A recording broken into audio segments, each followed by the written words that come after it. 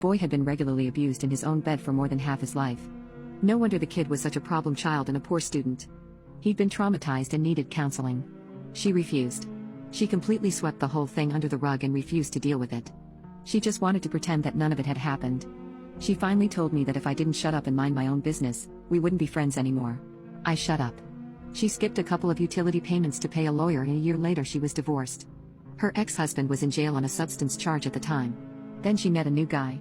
He was a jerk, but he earned a lot more than Olivia did, and he spent money on her. He was jealous, had herpes, and had a history of using adult workers.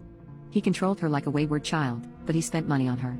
She certainly didn't want my opinion that he was a jerk. He bought her a huge diamond and proposed. She had to wait for husband number 3 before she ever got a ring. I told her she was selling out. She was a strong woman who'd gone through hell and back, and all this guy had going for him was his paycheck. She told me to shut up and mind my own business. If I wanted to remain friends, I needed to shut up and mind my business. I shut up. They got married and he bought a house. A huge house, in his hometown.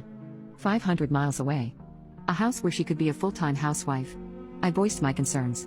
Separating someone from her family and friends and controlling her money and refusing to allow her to earn a living is classic domestic abuse. I reminded her that her son sees his father faithfully every weekend. What do they think about moving out of state and being separated? She said, "Oh, no. He's going to stay with grandma. That way he can continue to see his father and he won't have to change schools." I was so dumbfounded I couldn't speak.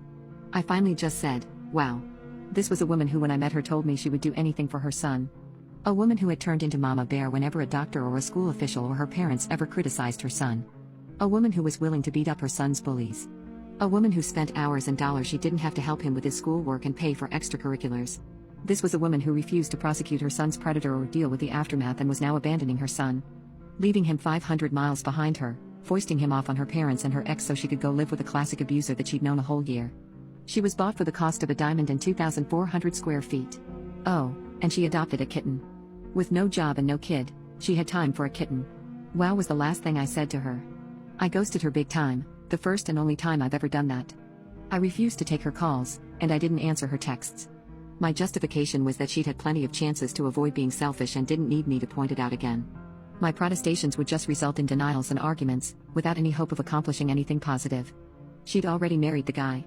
And I was going through my own issues. I didn't need hers. She showed her true character and disgusted me.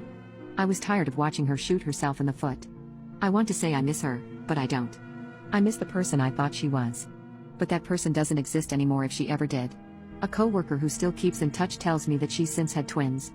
In my opinion, anyone who shoves her first kid off on her parents like an unwanted dog in favor of a sugar daddy shouldn't have another child. Much less two. But that's just my opinion.